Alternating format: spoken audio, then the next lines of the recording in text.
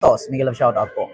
So yun po ang katotohanan. Actually, ito po ipaparinig ko sa inyo sa TikTok na kung saan First Lady Lisa or F. Elisa, bakit nagkaroon ng pamamaga sa mata. Oo. Alam niyo sa totoo lang, itong mga DDS kasi wala silang magawang maganda eh. 'Di ba? Wala silang masabi basta may napansin lang sila, basta may naano lang sila ay issue na. Alam niyo sa totoo lang hindi sa loob ng almost 37 years ng pag-asawa or pagiging magkabiyak ni Pangulong Bongbong Marcos at ni First Lady Lisa Araneta Marcos, hindi ko po nabalitaan or narinig na nagbugbugan yung dalawa. Bagkos, merong hindi gusto kay First Lady, lalo na si Amy, ayaw kay First Lady yan. Alam naman po natin, no, mga kababayan, na ayaw po talaga ni Amy. Noon pa man, nung magjowa pa lang yung dalawa, wala pa sa politics itong si BBM, ay ayaw na po talaga ni Amy kay First Lady Lisa. Sabi nga ni Amy Marcos sa interview na kung ang aking mama ay maldita, Lisa is worse than my mother. Sabi niya, so mas malala daw ang pagkamaldita ni Lisa kaysa sa nanay niya, kay First Lady Imelda Marcos. Wala tayong magawa kasi ako para sa akin, minsan kasi sa pamilya kasi mga kababayan, Ma'am Jocelyn, maraming salamat no sa iyong 116 super sticker. Thank you so much po. Ako kasi, mga kababayan, kung para sa akin, pag ako mag-asawa, ayaw ko kasi yung nangingialam yung biyenan. Number one kasi sa problema sa mag-asawa or sa magjowa, nangingialam ang biyenan. 'Di ba? Kaya kung ako naman, kung talagang mahal mo yung tao, huwag kang magpadala sa biyenan, sa nanay o sa tatay mo. Kasi pangalawa, kung halimbawa ako manligaw sa babae, hindi naman magulang ang nililigawan ko, yun namang babae, bakit ako magpapadala sa magulang, 'di ba? O kung talagang mahal mo yung tao at alam mo sa sarili mo na wala kang ginawang masama, wala kang ninakaw, wala kang pinatay, 'di ba? Bakit ka matakot? Alam nyo naman na syempre Marcos yan eh. 'Di ba? Syempre Araneta yan. No? Alam naman natin, kilalang mga pangalan yan. So, nasa dalawa na yan kay BBM at kay First Lady Lisa kung paano nila i-handle ang kanilang pagmamahalan. Actually, sa tagal po nila, almost 37 years, wala po tayong nabalitaan na nagbugbugan yung dalawa. And then, syempre, puro lalaki ang anak niyan. Malamang sa malamang, puro lalaki. Ay may mga posisyon pa. Katulad kay Sandro, may posisyon, congressman. So, hindi po siguro maganda. 'Di ba? Ito nga po, sinagot nga ni Congressman Sandro Marcos yung naturang issue. Ayan. The First Lady woke up this morning. She had a very adverse allergic reaction. So she looks like she got into a fight with Manny Pacquiao. The First Lady woke up this morning. She had a very adverse allergic reaction. So she looks like she got into a fight with Manny Pacquiao. Oo, so narinig niyo po, sabi ni Sandro, ayan, sinagot na po niya yan sa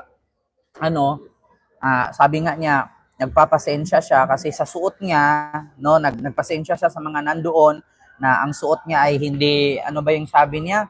Hindi daw formal ang kanyang suot, nagpasensya siya. And then, sabi niya, pagkagising daw sa kanyang nanay, no, sa umaga, ay ano daw yung allergic reaction, kaya medyo namamaga ako. Actually ako, ang pinaka-hate ko talaga, inihaw. Inihaw na isda, inihaw na pusit, inihaw na hipon, okay lang inihaw na karne. Wag lang yung seafoods na inihaw. Kasi number one sa akin na mamaga talaga dito mata ko, dito nguso ko ang kati, pati dito sa bato ko, 'di ba? Oo, number one kasi hindi din natin alam kung anong kasing allergic reaction. Baka nakakain nga siya ng seafoods kasi number one, ang pinakamabilis talaga magpa-allergy sa tao ay mani, seafoods, 'di ba? Munggo, yung mga mabuto. Yeah, munggo, mani, seafoods, yan. Kadalasan sa mga na-allergy ang mga tao dyan. Diba? So, pinaliwanag naman ni Sandro na para daw binugbog ni Manny Pacquiao. Para daw binugbog ni Manny Pacquiao ang mata ng nanay niya sa pagising sa umaga, may allergy reaction. So, allergic reaction. So, ibig sabihin, walang Diba? Salamat po, Almond Lee. Maraming salamat. So, ibig sabihin, walang nangyari o walang naganap na bugbugan. Actually, ayan, kung nakita nyo naman po, pinaliwanag ni Sandro dyan kung anong dahilan ng pagkaroon ng black eye sa mata ni First Lady. Diba? So, ang pinakalat ngayon sa mga DDS kasi ay nagjumbagan daw, lalong-lalo na itong si Maharlika. Oo, yan ang lagi niyang binabalita, no, at pinapakalat sa kanyang social media account, sa kanyang YouTube channel. na kung saan nagbugbugan daw. Yes po, seafoods po ang pinakamabilis. Yan ang allergic, especially tulingan, alimango, sugpo, hipon, madalas. Sabi ni Mami M. Ayan. So actually po, ma'am, kadalasan nga talaga seafoods. Number 1 talaga ang hipon. Number 1, alimango, alimasag, sugpo.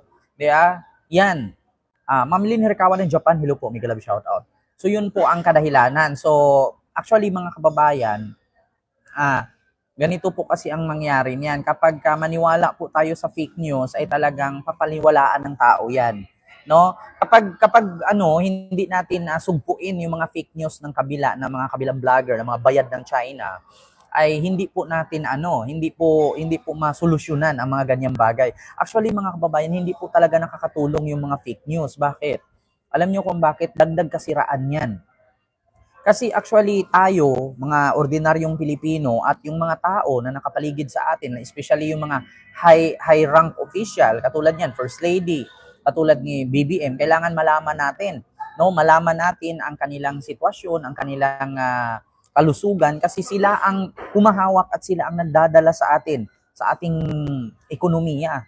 Kung may mangyari diyan, magkasakit yung mga yan, maapektuhan yung ating ekonomiya. Kaya kailangan nating malaman. So ito, nagbigay nga ng statement ang kanilang anak na si Sandro Marcos na pagkagising daw ng nanay niya, nagkaroon ng allergic reaction para daw sinuntok ni Manny Pacquiao na magaang mata.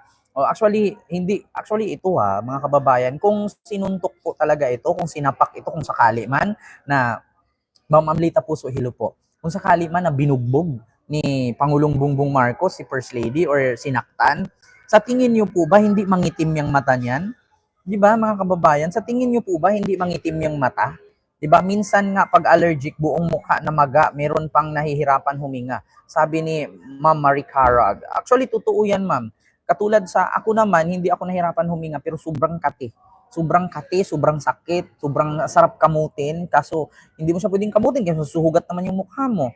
'Di ba sabi ni Mami M's vlog, nakita ko po 'yan mga nagkalat na sa FB, pati ako hindi ako talaga mapigilang hindi makapagtalak sa mga lintik na ampaw na utak ng mga DDS, nakakagigil lang talaga. Actually, isa po sa nag-react na vlogger doon ay yung nasa Hong Kong, no, yung din, may pinakalat din na actually nagpakalat noon na si House Speaker Martin Romualdez daw ay nagbigay ng 51 million daw sa mga pumirma sa impeachment ni Sara sa Congress. Paki-comment nga dyan kung sino yung vlogger na nakabase sa Hong Kong na DDS vlogger na mahaba ang buhok. Kaibigan ko yan, ayaw kong sabihin yung pangalan, kayo na lang po mag-comment. Actually, si Ma'am Amelita Puso, kilala ni Ma'am Amelita Puso yan eh. Phoebe Villarreal, mega love shoutout po ng Cebu. Ayun, ako naman allergic sa menudo caldereta. Sabi ni Ma'am Annabelle. Ayan. Ma'am Hilda Silio, mega love shoutout po dyan sa pag-subscribe mo sa akin. Maraming salamat. Jerry Gabriel.